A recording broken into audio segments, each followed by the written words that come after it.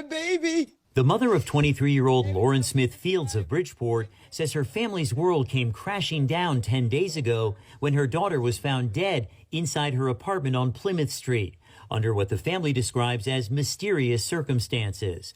The medical examiner has not yet released the cause of death, and investigators aren't commenting. Without a doubt, we know that my daughter was not a drug user, and I had a second autopsy myself. We paid out of pocket because we felt so uncomfortable with the way it was handled. It was the morning of December 13th, 2021 in Bridgeport, Connecticut. A mother and brother arrived in an apartment building, their hearts heavy with worry. Lauren Smith Fields hadn't answered their calls. Christmas dinner was supposed to be at her place that year, and the 23-year-old college student never went silent like this. When they reached her door, what they found would shatter their world forever. There was a note, a simple piece of paper that would change everything. If you're looking for Lauren, call this number. That's how Chantel Fields learned her daughter was dead. Not from police, not from a phone call, from a landlord's note taped to a door. Lauren Smith Fields had been found unresponsive in her bed the morning before, December 12th, by a man she met on Bumble just 3 days earlier. Matthew LaFontaine, a 37-year-old white man, had called 911 around 6:30 a.m., claiming he discovered the young black woman bleeding from her nose, not breathing. The medical examiner's report would later reveal the devastating truth. Lauren hadn't died from natural causes or medical emergency. She had died from acute intoxication, a deadly cocktail of fentanyl, promethazine, hydroxyzine, and alcohol that killed her in her own home. And then came the most shocking revelation of all. The man who found her, the last person to see her alive, was never treated as a suspect. Police told Lauren's family he was a very nice guy, and they weren't looking into him anymore. No proper crime scene investigation. No evidence collection for 2 weeks. No notification to her family. To the Bridgeport Police Department, Lauren Smith Fields was nobody. Just another dead black woman whose life apparently didn't matter enough for a proper investigation. But to her family, to her community, and eventually to millions online, Lauren's story would expose something much darker than one suspicious death. It would reveal a system so broken, so biased, that a young woman could die under mysterious circumstances and be written off before the investigation even began. A system where the color of your skin determines whether your death gets justice or gets buried. And so we are left with the haunting questions that linger over this case. How does a healthy 23-year-old with no history of drug use end up dead from a fentanyl overdose after a first date? How does the last person to see her alive walk away without proper questioning? How does a police department fail so completely that a family has to sue for the basic dignity of an investigation? What really happened to Lauren Smith Fields that night?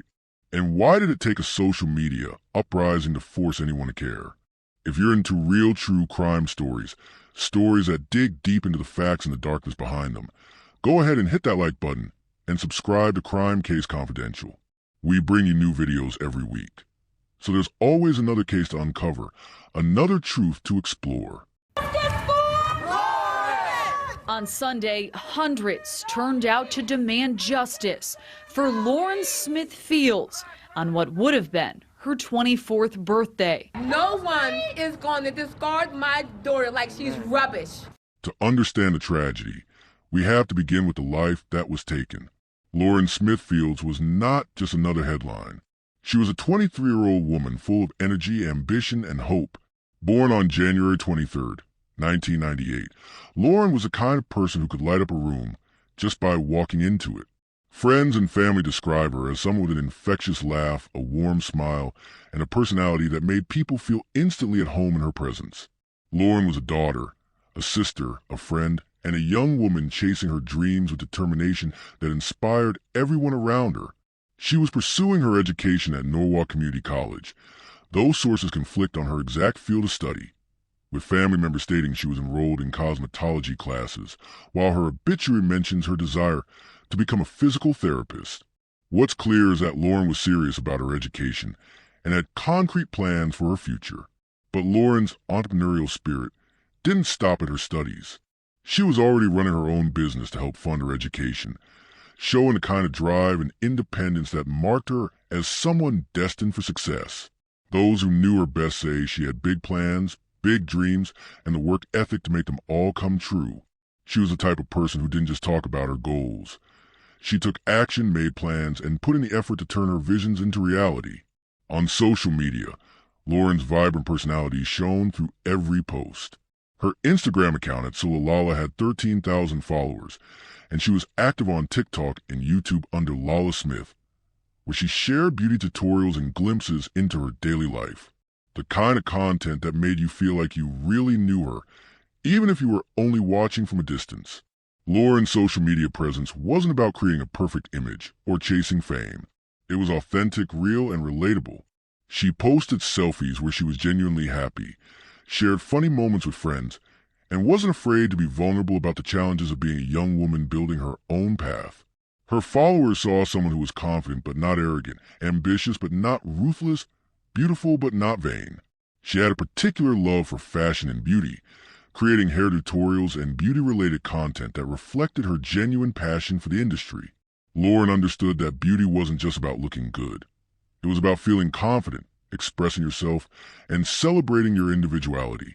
Her posts reflected someone who genuinely wanted to help others feel good about themselves, whether that was through a makeup tip, a confidence boost, or just a reminder to embrace your own unique style. Those closest to Lauren knew her as someone who always put others first.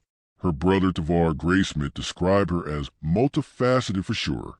Very funny, gave great advice. She would light up a room. Her brother Lakeem Jeter called her smart and a great person. These weren't just generic tributes.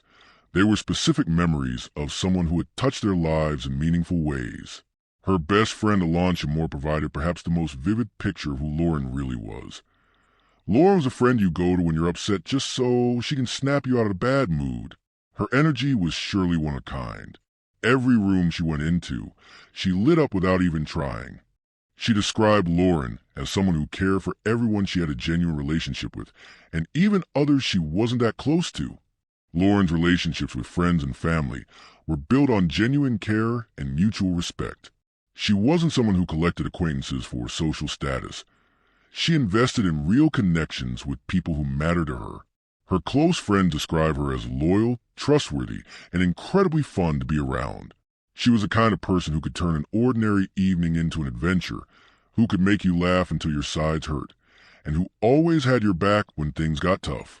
At 23, Lauren was at that exciting stage of life where everything felt possible. She was old enough to have direction and purpose, but young enough to be open to new opportunities and experiences. She was building her career, strengthening her relationships, and discovering more about who she wanted to become as an adult. Her family consistently described her as vibrant and magnetic, and noted she was healthy, energetic, and ready for the world. Lauren had specific plans for her future that went beyond just vague dreams. She was planning to travel to Greece with her grandmother for her 24th birthday, a trip that would never happen. She was focused on completing her education and expanding her business. She had concrete goals and was actively working toward them. The woman who died on December 12, 2021, wasn't just a victim of mysterious circumstances. She was a daughter who made her mother proud, a friend who brought joy to countless people, a student working toward her dreams, and an entrepreneur building something meaningful. She was someone with plans for the future, relationships that mattered, and a life full of possibility. Lauren Smithfields deserved to see her 24th birthday. She deserved to take that trip to Greece, to complete her education, to build her business, to fall in love, to make mistakes and learn from them, to make a difference in her community. She deserved to live. Instead, her name became a hashtag, her story became a symbol of injustice, and her life became a reminder of how much we lose when young black women die and the system fails to treat their deaths with the dignity and thoroughness they deserve. But before she became a symbol, before she became a case study in police negligence, before she became a rallying cry for justice, Lauren Smithfields was simply a vibrant young woman living her life to the fullest. And that's the Lauren her family wants the world to remember. December 11, 2021 started like any other Saturday for Lauren Smithfields. The 23-year-old was excited about her evening plans, a first date with someone she'd been chatting with on Bumble for 3 days. His name was Matthew LaFontaine, a 37-year-old white man who seemed charming enough through their brief online conversations. After just a few exchanges on the dating app, they decided to meet in person. For Lauren, this was nothing unusual. She was young, single, and like millions of people her age, she used dating apps to meet new people. She had no reason to think this date would be any different from countless others. She had no way of knowing that December 11th would be the last day of her life. The details of their evening together come almost entirely from Matthew LaFontaine himself, the only living witness to what happened in Lauren's Bridgeport apartment that night. According to his account to police, the date went well. They spent time at her place, drinking tequila and getting to know each other. In his version of events, it was a normal first date between two consenting adults. But as the night wore on, LaFontaine's story becomes more troubling. He told police that Lauren became sick during the evening, vomiting in the bathroom. According to his timeline, after she became ill, she went outside briefly to see her brother, though the exact purpose of this visit remains unclear. When she returned, she spent another 10 to 15 minutes in the bathroom. According to LaFontaine, they continued drinking after this, and eventually both fell asleep. This is where his timeline becomes particularly crucial and particularly suspicious.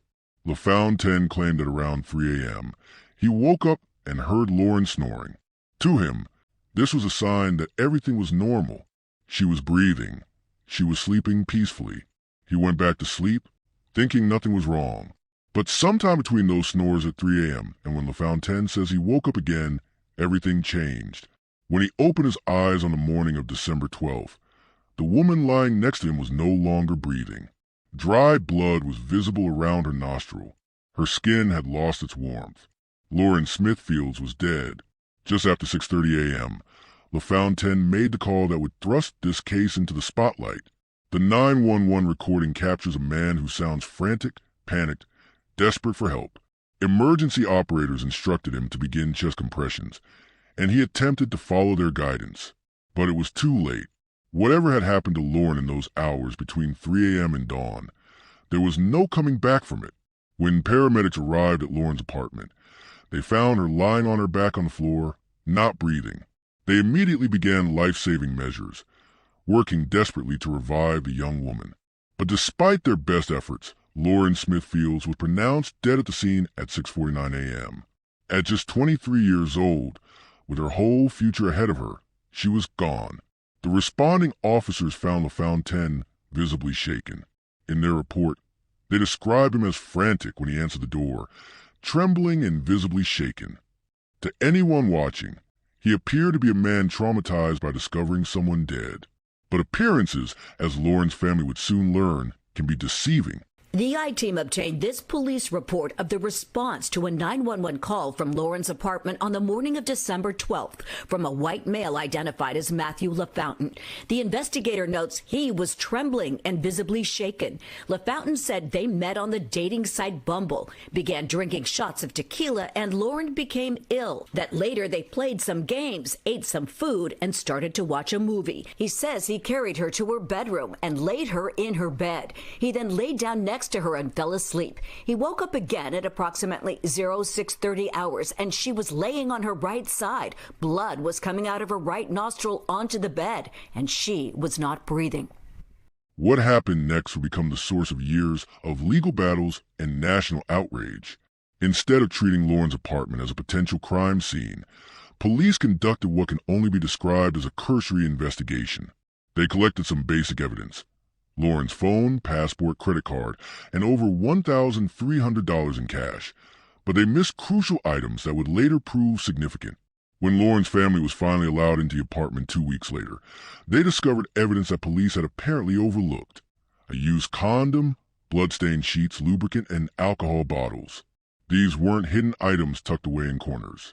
They were sitting in plain sight, evidence of what had transpired between Lauren and LaFontaine that night. The family says they provided evidence they'd collected to crime scene investigators who arrived for the first time that day, included a bloody sheet and a pill. And 2 cups of like drinks or whatever next to a bottle. They didn't take none of that. We seen a condom, we seen lube, other stuff in there, and they didn't take none of this. But perhaps most telling was how police treated LaFontaine himself. Despite being the last person to see Lauren alive, despite being present when she died under mysterious circumstances, he was never treated as a serious suspect. While his attorney later confirmed he cooperated with police for several hours at the scene, he was never taken to the station for formal questioning. His story wasn't challenged or investigated in depth. According to Lauren's family, police seemed more interested in protecting him than investigating him. The medical examiner would later determine that Lauren died from acute intoxication due to the combined effects of fentanyl, promethazine, hydroxyzine, and alcohol. But how did these substances enter her system? Did she take them willingly? Was she aware of what she was consuming? These questions will haunt her family and drive their fight for justice. LaFontaine's account of the evening raised more questions than it answered. Why did Lauren become sick? Why did she need to visit her brother? How did a healthy 23-year-old woman with no history of drug use end up with a lethal combination of substances in her system? And why did the man who spent her final hours with her walk away from the scene without facing serious scrutiny? December 12th, 2021 marked not just the end of Lauren Smithfield's life, but the beginning of a cover-up that would expose the darkest corners of American policing. It was a day a young black woman's death was deemed unworthy of a real investigation, and the day her family's nightmare truly began. In any death investigation, the last person to see the victim alive becomes the most crucial witness and often the prime suspect. In Lauren Smithfield's case, that person was Matthew LaFontaine, the 37-year-old white design engineer who had spent her final hours with her. By all standard investigative protocols, LaFontaine should have been subjected to intense scrutiny, formal questioning, and thorough background checks. Instead, he became the suspect who was never truly suspected. Matthew LaFontaine was, by his own account, an ordinary man living an ordinary life. He worked as a design engineer, he was single, and he used apps like Bumble to meet women. On the surface, there was nothing particularly alarming about him, which may have been exactly the problem. To the Bridgeport Police Department, LaFontaine didn't fit the profile of a killer. He was white, articulate, and cooperative.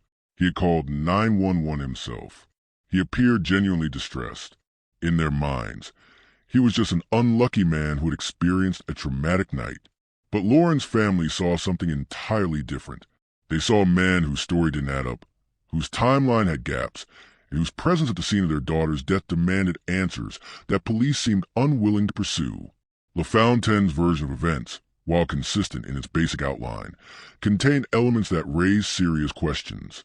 According to the police report, he claimed that Lauren had become sick during their evening together, vomiting in the bathroom. He said she had gone outside to see her brother, then returned and spent 10 to 15 minutes in the bathroom. They continued drinking tequila with mixers afterward, he said, before both falling asleep. But there were troubling gaps in this narrative. Why had Lauren needed to see her brother that night? What was discussed during that brief encounter? LaFontaine never provided details about this interaction, and police apparently never pressed him for them. The timing of Lauren's illness was also suspicious. Had she consumed something that made her sick? If so, what? And who had provided it?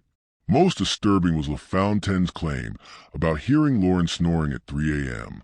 If she was snoring, a sign of normal breathing, how did she end up dead from acute intoxication just a few hours later?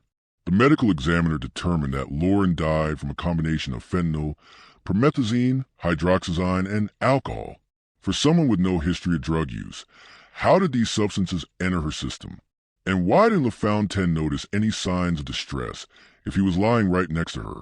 Authorities in Bridgeport, Connecticut say Lauren Smithfields died from acute intoxication. A man that she met on a dating app says he spent the night in her apartment and woke up to find her unresponsive. National correspondent Axel Tercio spoke with a family and their attorney about what their next step will be. They're very disappointed and very heartbroken to learn that their lovely 23-year-old daughter, sister, was subjected to so much lethal drugs. That's a reaction from the family of Lauren Smithfields after her death was ruled an accident. The Connecticut Chief Medical Examiner's Office confirmed to Newsy that Smithfield's cause of death was acute intoxication due to the combined effects of fentanyl, promethazine, hydroxyzine, and alcohol. She never used drugs. She was the person who worked out every day in the gym. We've been arguing from the first day this case started that if the police would have did the proper things, they could have found on this gentleman whether in fact he had any trace evidence of fentanyl on his clothing, on his hand. The inconsistencies in LaFontaine's account should have triggered red flags for any competent investigation. Instead, they were largely ignored. Police seemed to accept his version of events at face value, without the rigorous questioning that such a serious case demanded. They didn't challenge his timeline, didn't press him on the gaps in his story, and didn't treat him as anything more than a cooperative witness. When Lauren's family began asking questions about LaFontaine, they encountered something that shocked them even more than inadequate investigation. Police actively defended him. Lauren's brother, Lakeem Jeter, would later recount a conversation with Detective Kevin Cronin that perfectly encapsulated the department's approach to this case. When I asked the officer about the guy, he said he was a very nice guy and they weren't looking into him anymore. Jeter told NBC Connecticut. It was almost like he was sticking up for him, and it seemed weird to hear that from a detective. Those words, "he's a very nice guy," would become a rallying cry for Lauren's family and supporters. Here was a detective, supposedly conducting a death investigation, describing the last person to see the victim alive as if he were vouching for a friend. It was a response that revealed everything wrong with how this case was being handled. The nice guy defense became even more troubling when viewed in the context of who was saying it. This wasn't character witness or a friend of LaFontaine's. This was Detective Kevin Cronin, whose job was to investigate Lauren's death objectively and thoroughly. Instead, he was dismissing the most obvious person of interest based on what appeared to be nothing more than a superficial impression. Her close-knit family says they went to the apartment the next day after frantically calling and texting Lauren and were referred to a Detective Cronin. They didn't even contact us. They didn't let us know anything. It's like crazy. And I'm asking what's going on. He said she met some guy on Bumble. And I'm asking him about the guy. He was like, "Oh, he sounds like a really nice guy. He sounds like a really good guy." And he was like, "I'll call you back," and just hung up in my face. Her brother, Lakeem, asking this detective, "Are you going to investigate this incident?" He responded to Lakeem and said, "Well, there's nothing," in quotation, "there's nothing to investigate. He seems like a really nice guy." What made LaFontaine such a nice guy in the detective's estimation? Was it his cooperation with police? His apparent distress at the scene? His race? His demeanor? The family was never given a clear explanation for why police had so quickly eliminated him as a suspect. They were simply told to trust the judgment of investigators who seemed more interested in protecting LaFontaine than seeking justice for Lauren. The speed with which police dismissed LaFontaine as a suspect was particularly jarring given the circumstances of Lauren's death. Here was a young woman with no history of drug use who had died from a cocktail of substances after spending the evening with a man she barely knew. The most basic investigative instincts should have demanded a thorough examination of that man's background, his story, and his potential involvement in her death. Instead, LaFontaine was effectively clear before any real investigation had taken place. While his attorney later confirmed he cooperated with police for several hours at the scene, he was never taken to the station for formal questioning. Police report coverage shows that nowhere in their documentation did officers mention detaining LaFontaine for questioning. They didn't examine whether he might have provided the substances that killed Lauren, either knowingly or unknowingly. This wasn't just sloppy police work. It was a fundamental betrayal of the investigative process. By quickly dismissing the most obvious suspect as a nice guy, police effectively closed off the most promising avenue for discovering what really happened to Lauren Smithfields that night. The consequences of this approach became clear when Lauren's family was finally allowed into her apartment 2 weeks later. They discovered evidence that police had apparently overlooked. A used condom with semen, bloody sheets, lubricant, and an unidentified pill. These weren't hidden items tucked away in corners. They were sitting in plain sight, evidence of what had transpired between Lauren and LaFontaine that night. The message was clear. LaFontaine's word was good enough for them. His distress seemed genuine enough for them. His cooperation was sufficient enough for them. But for Lauren's family, nothing about this case was sufficient. They knew their daughter deserved better than an investigation that protected the last person to see her alive instead of scrutinizing him. The nice guy who walked away from Lauren's apartment that morning would never face serious questioning about her death. And that failure would haunt this case for years to come. For over a month after Lauren Smithfield's death, her case might have remained buried in the files of the Bridgeport Police Department. Another young black woman's death dismissed without proper investigation. But what happened next would transform this local tragedy into a national movement for justice, exposing the ugly truth about how police treat families of color when they dare to demand answers. The family's nightmare didn't end with Lauren's death. In many ways, it was just beginning. When her mother Chantel Fields and brother Lakeem Jeter started asking basic questions about the investigation, they encountered a level of hostility and disrespect that shocked them to their core. Detective Kevin Cronin, the lead investigator on Lauren's case, wasn't just unhelpful, he was actively hostile. When the family pressed for updates about the investigation, when they asked why LaFontaine wasn't being treated as a suspect, when they demanded to know what evidence had been collected, Cronin's response was swift and brutal. He told them to stop calling. When they persisted, he hung up on them. According to the family, Cronin treated them not as grieving relatives seeking justice for their loved one, but as nuisances interfering with his work. The message was clear. Their questions weren't welcome, their concerns didn't matter, and their daughter's life wasn't worth his time. He told me directly on the phone to stop calling him and hung up in my face. Jeter would later tell NBC Connecticut. It was just like total disrespect. Like that's what you tell a family that's going through grief and trying to find answers. Chantel Fields felt the sting of that disrespect even more acutely. The way they talked to me, the way they have talked to the family, how they treated my daughter, they treated her like she was nobody, like she was not important, she said. What would you and your family want different in your daughter's death investigation? Moving forward, I want them to give us answers and don't discard us like we're rubbish. And moving forward, I want Detective Cronin to be fired. I mean, this whole police force from the top to the bottom needs to be revamped. The family insists Smithfield's death investigation has not been properly handled because the man involved is white. They also say an investigator told them to stop calling, inquiring about the case. How do you tell a family stop calling? Don't call me anymore.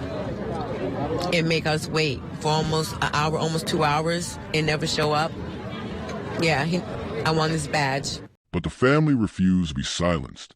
When official channels failed them, when police turned their backs, when the system showed them that Lauren's life didn't matter, they turned to the only platform where their voices could still be heard: social media. What started as a family's desperate plea for justice quickly became something much bigger.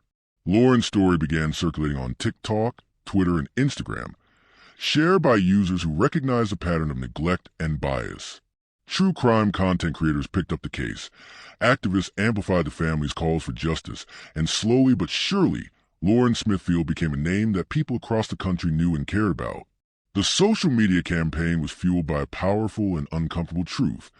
This case perfectly illustrated what advocates have been calling missing white woman syndrome, the media's tendency to give extensive coverage to missing or murdered white women while ignoring similar cases involving women of color.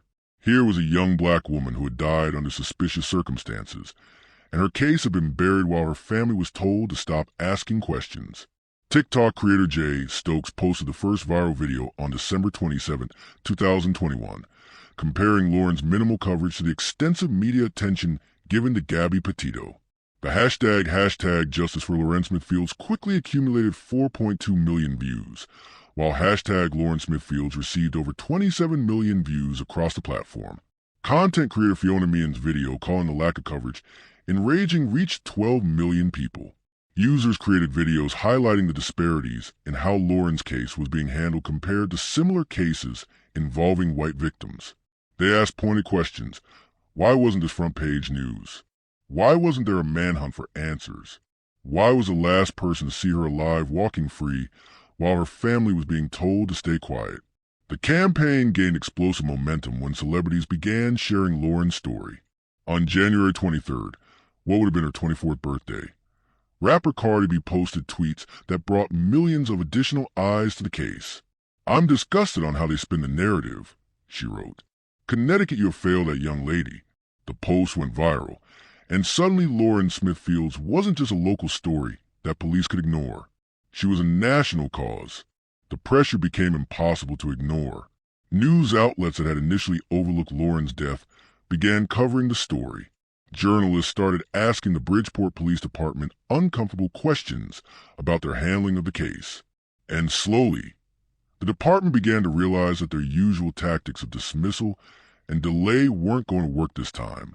On January 25th, 2022, exactly 44 days after Lauren's death, the Bridgeport Police Department was finally forced to act.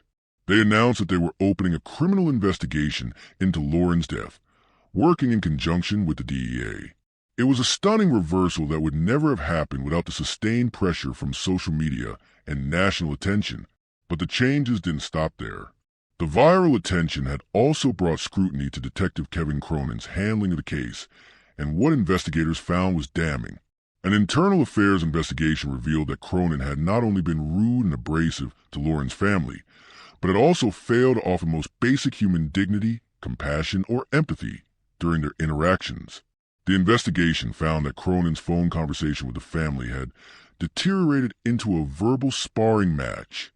His conduct had been so egregious that it warranted disciplinary action.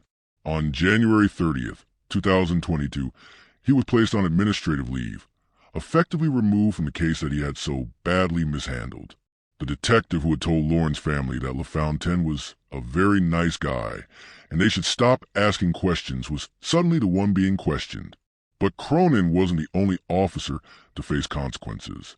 Detective Angel Llanos was also suspended for his handling of another similar case involving Brenda Lee Rawls, a black woman found dead under comparable circumstances.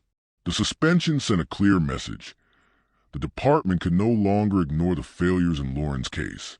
Mayor Joe Ganim announced the suspensions in an official video statement, expressing that he was extremely disappointed with the leadership of the Bridgeport Police Department.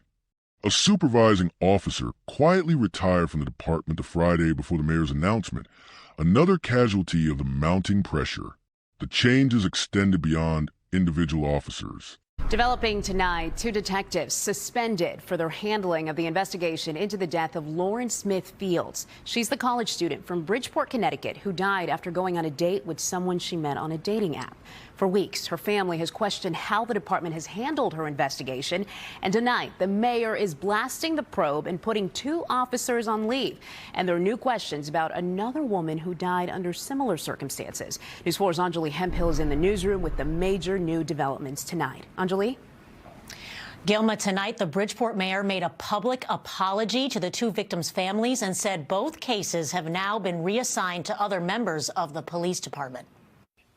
But I want you to know that I am extremely disappointed with the leadership of the Bridgeport Police Department and have found the actions taken up to this point with regards to these 2 investigations unacceptable. Scathing remarks Sunday night from Bridgeport Mayor Joe Ganim regarding his police department's handling of 2 women's mysterious deaths on the same day in the same neighborhood. After viewing these matters even more closely and in the absence of the police chief, I've directed the deputy chief, Chief Baraha, to immediately put on administrative leave the 2 officers who are the subject of the Bridgeport Police Internal Affairs investigation. The entire approach to Lauren's investigation was overhauled. New detectives were assigned to the case. Evidence that had been overlooked was finally collected and processed. The investigation that should have begun on December 12th was finally getting the attention it deserved. Perhaps most importantly, the viral campaign had achieved something that months of police work had not. It had made Lauren Smith Fields' death impossible to ignore. Her name was now known across the country. Her story had become a symbol of the fight for justice for black women, whose deaths are too often dismissed or forgotten. The social media uprising had done more than just force a police department to do its job. It had transformed Lauren from a statistic into a person, from a case file into a cause. And while it couldn't bring her back, it ensured that her death would not be in vain, that other families might not have to fight as hard for the basic dignity of a proper investigation. But even as the investigation finally began in earnest, questions remained. Why had it taken 44 days and a viral campaign to force police to do their jobs? How many other families have been treated with the same contempt and dismissal? And would the new investigation actually bring justice for Lauren, or was this just damage control by a department trying to save face? The answers to those questions would determine whether Lauren Smithfield's death would be remembered as a tragedy that exposed a broken system, or as the catalyst that finally began to fix it. Nearly 4 years after Lauren Smithfield was found dead in her Bridgeport apartment, the fight for justice in her name continues to reverberate through courtrooms, state legislatures, and communities across America. What began as a family's desperate search for answers has evolved into a powerful movement that has already changed laws, challenged police practices, and forced the nation to confront uncomfortable truths about how Black women's lives are valued by our institutions. The most significant legal battle remains a federal civil rights lawsuit that Lauren's mother, Chantel Fields, filed against the city of Bridgeport and its police department in December 2023. Filed in federal court, the lawsuit seeks over $30 million in damages and represents far more than a quest for monetary compensation. It is a demand for accountability, a public reckoning with the failures that turned a young woman's death into a case study in institutional racism. The lawsuit alleges that the Bridgeport Police Department violated the family's civil rights through their racially insensitive handling of Lauren's case. The legal filing details a pattern of misconduct that goes beyond simple incompetence to what the family's attorney, Darnell Crossland, describes as deliberate indifference to Black lives. The suit claims violations of the 14th Amendment and alleges racial discrimination in how the department conducts death investigations. But the lawsuit represents more than just the Smithfields family's fight. Filed alongside similar claims from a family of Brenda Lee Rawls, another Black woman whose death was mishandled by the same police department. It paints a picture of systemic problems within Bridgeport law enforcement. Together, the families are seeking $60 million, sending a clear message that the cost of discrimination and negligence will no longer be bearable. The city still has a lot of explaining to do, Crossland has stated. They've come in the room but haven't come to the table, so they need to compensate this family for all the damage they've gone through. Beyond the courtroom, Lauren's case has already achieved something remarkable. It has changed the law itself. The Connecticut General Assembly, moved by the family's testimony about learning of Lauren's death through a landlord's note rather than official notification, passed groundbreaking legislation in 2022. House Bill 5349 became Public Act 22-61, requiring police departments to notify families of their loved one's death within 24 hours of identification.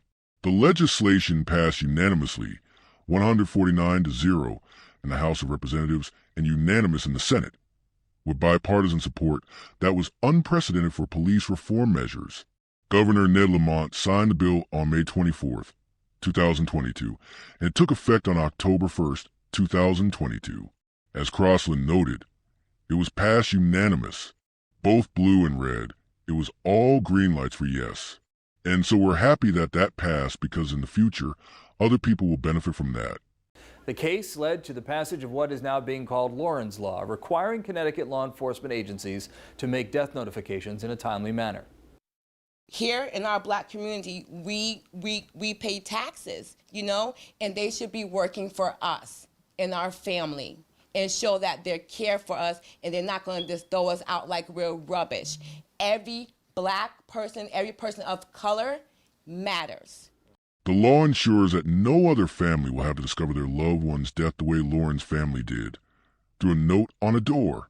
This legislative victory represents just the beginning of broader policy changes that Lauren's case has inspired.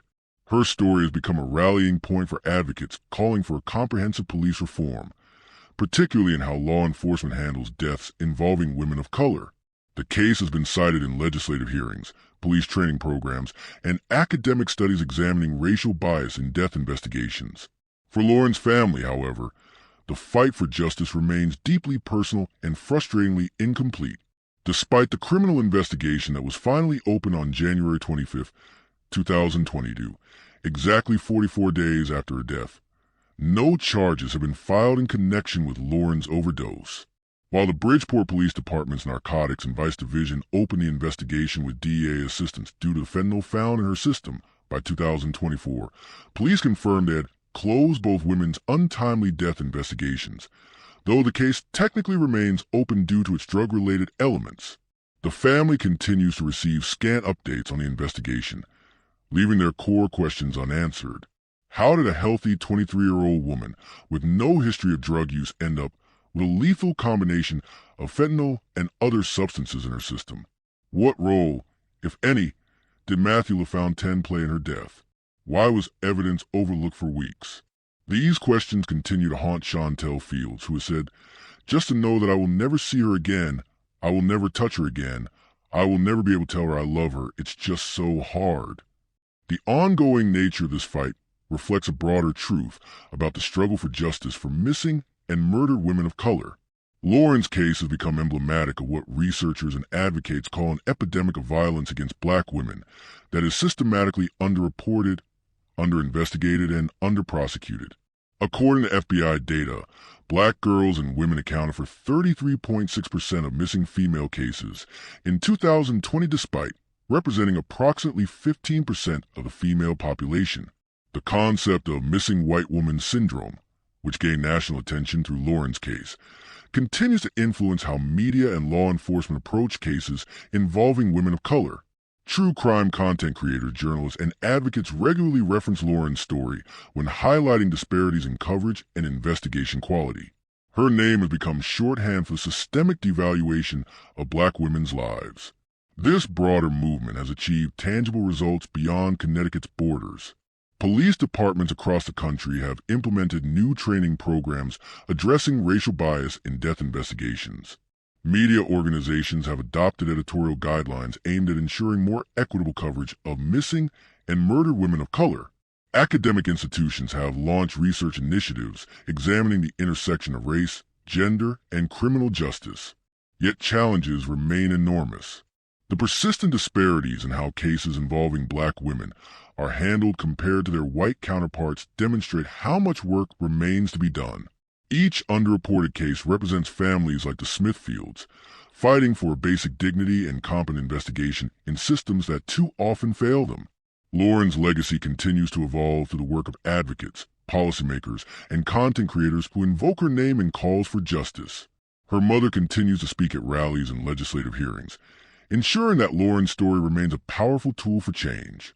Community organizations have established scholarships and advocacy programs in Lauren's memory, channeling grief into action. The family's federal lawsuit remains active, representing not just their fight for accountability, but a broader challenge to how police departments across the country handle deaths involving black women.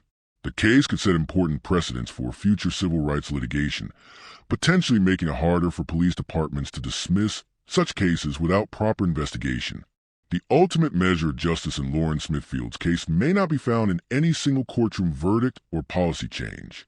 Instead, it may be measured in the countless other young women whose deaths receive proper investigation because police departments know they're being watched, whose families receive timely notification because the law now demands it, and whose stories reach the public because advocates refuse to let them be forgotten. Lauren Smithfield should be alive today, celebrating her 27th birthday, pursuing her dreams and building her future. That she is not represents a profound tragedy, but that her death has sparked a movement demanding equal justice for all women, regardless of race, represent a powerful testament to her enduring impact on American society.